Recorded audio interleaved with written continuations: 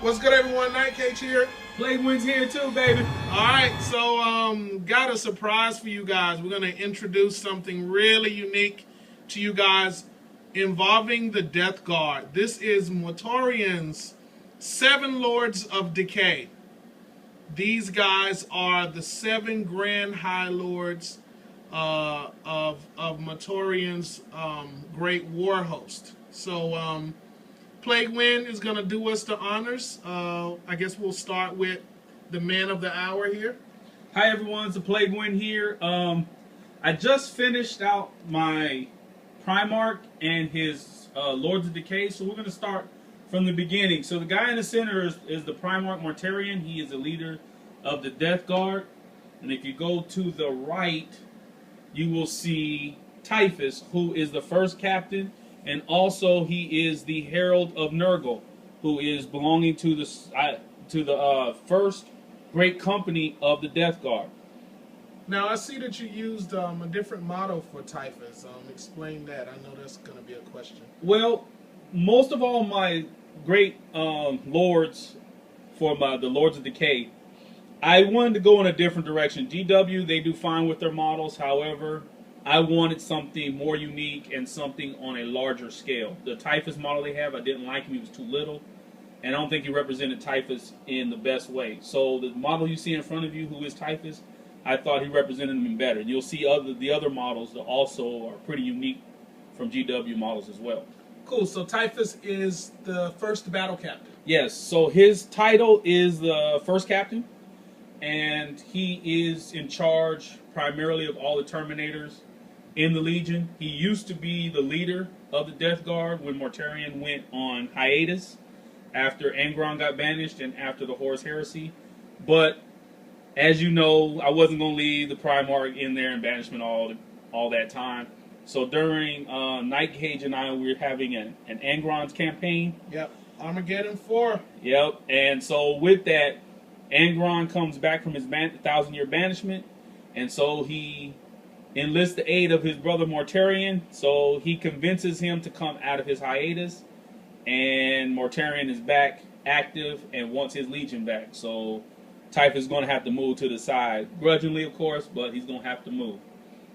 So next we have the Commander Grigore, who is the second commander or second captain of the second great company. His title is Commander. It is also a privileged rank like the first captain. Death Guard's a little bit unique because they have 3 of them, which is first captain, commander, and battle captain. We'll get to the battle captain later. But Grigore, his main thing is his whole company is nothing but Plague Marines, with an exception of one company, which is the Old Guard, which we'll do in another video to show all the force orbs of everybody. So next we have Methodas, who is the third great company. He's basically responsible for spreading the gospel of Nurgle throughout the Imperium to try to infiltrate the Imperium and to get as many converts as possible. Okay. So Mortarion will have to move for a minute. The next we have is Mammon. He is the 4th great company commander, and he is the first to come out of the warp with demons. So his is primarily an infantry demon army. So his warband is a demonic host. Yes, correct. Cool. And the next one, guys, check this out. So the next guy we have, that's Kugoth, and he is the siege lord of the demonic host, and he is also the commander of the 5th great company. So him and Mammon work kind of hand in hand. Mammon over here, Kugoth over here. Yeah, I love that model. Yep. And the next great lord? So the next great lord, which is the 6th great lord, this is Gluttonous. And he is primarily in charge of bringing all the Marines who have the Mark of Nurgle back into the Death Guard fold, as well as converting any Space Marines to basically to infect their gene seed and to convert them over to Nurgle. Wow. That's impressive. So you're telling me that this guy basically comes into the known world just to corrupt Space Marines and turn them into Plague Marines. Absolutely. That's what we're supposed to do. I mean, the fluff, the what? Wow, that is crazy. What's disturbing? Hey, Space Marines, y'all better be afraid of this guy. What's disturbing is that GW did not fix or explain the fluff of all of the Chaos Marines, with the exception of Iron Warriors, that explain that they can capture their gene seed. Right. Yeah, So guys, that's this is a whole nother discussion, and we're gonna try not to get off topic here, but this right here is a point of discussion. Like, if you think about it, we do all of the reading. Plaguewind and I are into deep into the fluff of the 40th millennia.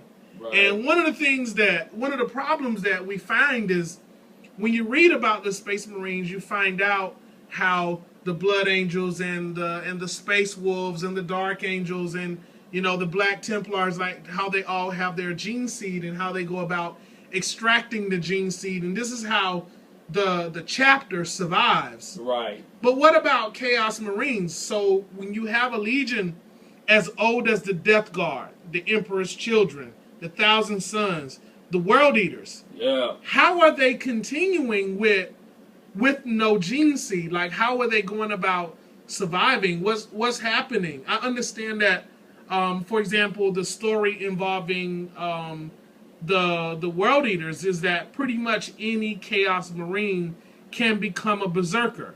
However, that doesn't make you a World Eater, because you take the mark of Khorne and you become a Berserker of Khorne. Makes you a Berserker of Khorne. You know what I'm saying? It doesn't make you a World Eater. The World Eaters share the gene seed of the Primarch Angron. Mm-hmm. So how is it that the original four fallen legions, how is it that they are continuing their legacy? So I guess this is your answer to that question. This is going to have to be because it doesn't make sense. So because the fluff doesn't cover it, so I figure I read enough fluff so far, so I'm trying to fill in the spaces. So that's my answer for it. So until they come up with a better answer, that's the answer we're going to have. Wow. So it's an awesome position to have.